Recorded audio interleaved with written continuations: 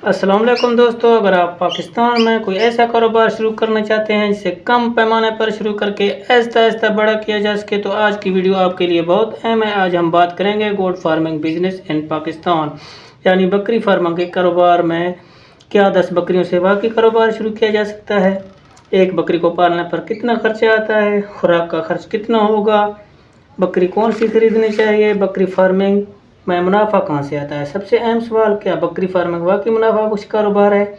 आज की वीडियो में हम इन तमाम सवाल का तफसील से जवाब देंगे। बकरी फार्मिंग क्यों पाकिस्तान में बकरी का गोश्त आमतौर पर पसंद किया जाता है और मुख्तलिफ इलाकों में बकरियों की खरीद व फरोख्त का कारोबार भी बहुत होता है। अब बात करते हैं 10 बकरियों से आगाज़। फ़र्ज़ करें आप 10 अच्छी सेहत वाली मादा बकरियां खरीदते हैं। कीमत इलाके, नस्ल, उम्र, वज़न और जानवर की हालत के हिसाब से मुख्तलिफ हो सकती है, इसलिए कोई एक मुकर्रर कीमत सब इलाकों के लिए दुरुस्त नहीं।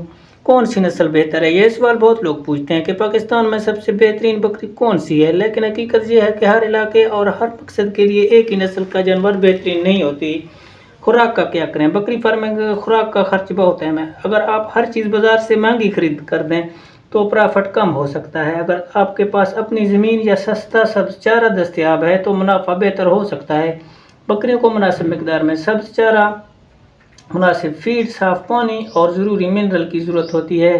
बीमारियों से बचाव के लिए वैक्सीनेशन और डिवर्मिंग बहुत ज़रूरी होती है। फार्म का इंतज़ाम, आपको शुरू में बहुत महंगा फार्म बनाने की ज़रूरत नहीं है। एक ऐसा शेड बनाएं जो हवादार हो, बारिश से महफूज हो और सफाई सुथराई में आसानी से, यानी कि उसकी सफाई हो। असल मुनाफा कहाँ से आता है, मसलन आपने एक जानवर 50,000 में ख़रीदा, बाद में 70,000 में फ़रोख्त किया तो बज़ाहिर 20,000 प्रॉफिट नज़र आता है, लेकिन अगर इस दौरान खुराक और इलाज पर 15,000 खर्च हो गए तो असल प्रॉफिट सिर्फ 5,000 रह सकता है। इसलिए हमेशा नेट प्रॉफिट का हिसाब करें। जानवर कहाँ से ख़रीदें, अगर आप ख़रीद रहे हैं तो मालिक से पूछें उम्र कितनी है। बकरियों की डिमांड, मार्केट में कीमत, इलाके, मौसम, वज़न और ईद के सीज़न के मुताबिक बदल सकती है। अगर आप बिल्कुल नए हैं तो मेरी राय में पहले छोटे पैमाने से शुरू करें, मसलन 10-20 जानवर। गोट फार्मिंग कोई जल्द अमीर होने का फार्मूला नहीं है, ये एक ऐसा कारोबार है जिसमें मेहनत, सब्र, मैनेजमेंट और मंडियों का इल्म होना चाहिए।